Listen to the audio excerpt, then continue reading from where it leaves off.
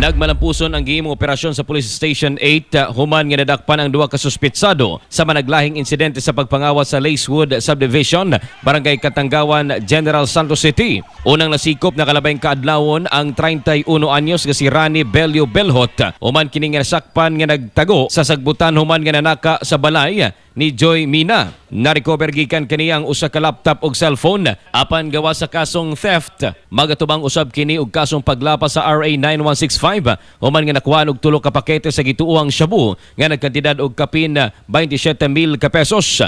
Padayon usab nga gipangita ang tulo ni ini ka mga kaubanan nga nailang silang alias Benz, Kadong og Biboy Tilap nga nakasibat.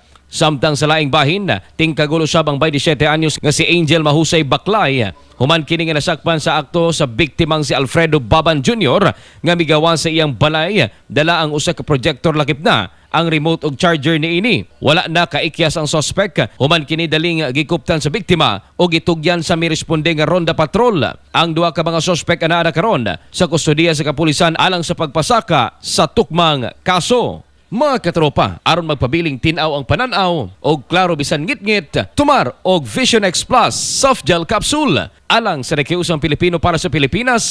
Kini si katropang Ivan Polonan, XFM News.